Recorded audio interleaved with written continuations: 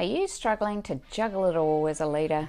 The secret actually isn't, surprise, surprise, working harder.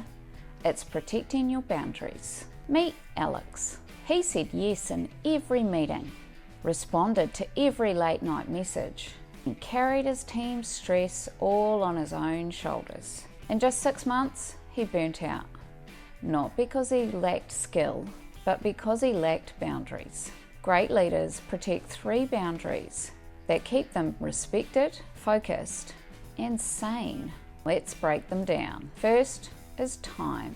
Being available 24/7 is one massive, long, heavy commitment. It drains you, but it also sets your team up for feeling like they need your support 24/7.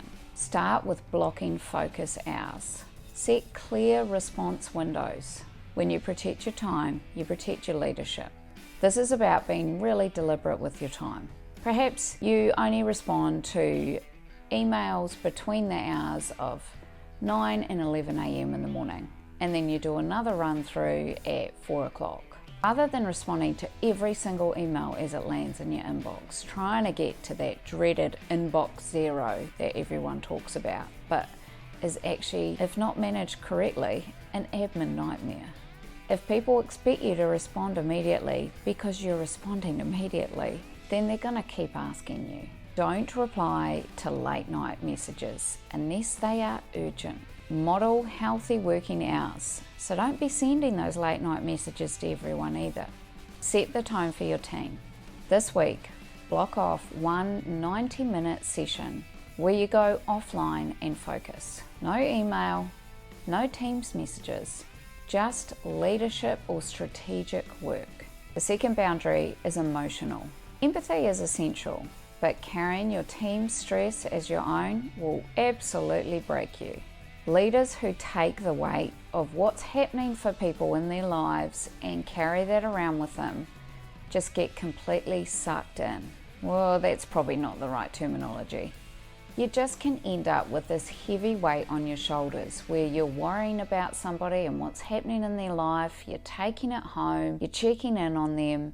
You're gonna have to be able to build that boundary where you're not carrying around everyone's emotional distress. One of the things that I hear most often in leadership interviews when I ask the question, what's something about leadership that has surprised you, is how much they end up hearing from people about what's happening in their personal lives and how they end up being connected with this whole other world for individuals that they never expected, and that weight can be quite heavy to carry. Leaders who over-identify with situations, scenarios, or people in their team are going to end up burnt out. Next time someone in your team unloads their stress, try and unpack it and take a little bit of a step back from it emotionally. Consider, okay, what is my role here?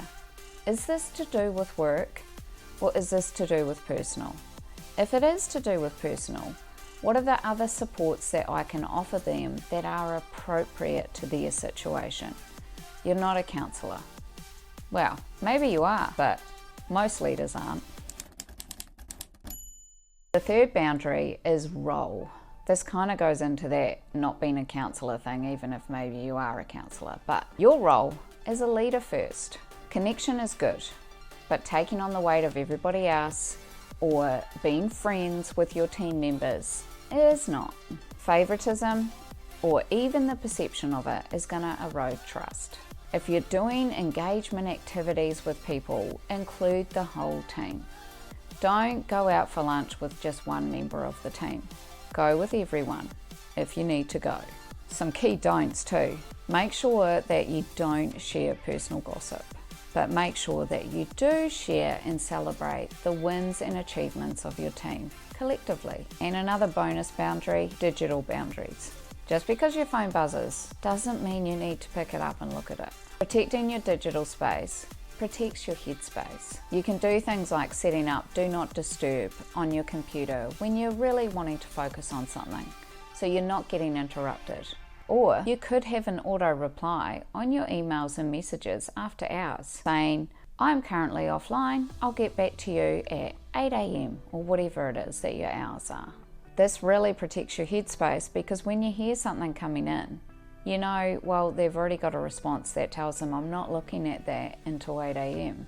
And you can, if you need to, and your role requires, that you have a way of people contacting you urgently. But if it says clearly this is urgent contact only, hopefully that reduces it. Guarding these boundaries is really important. It controls the chaos. Think about what boundary you need to put in place this week. Is it time, emotional, your role, or some of those digital boundaries? Drop it in the comments and try and take a step today to support your boundaries. And thanks very much for watching.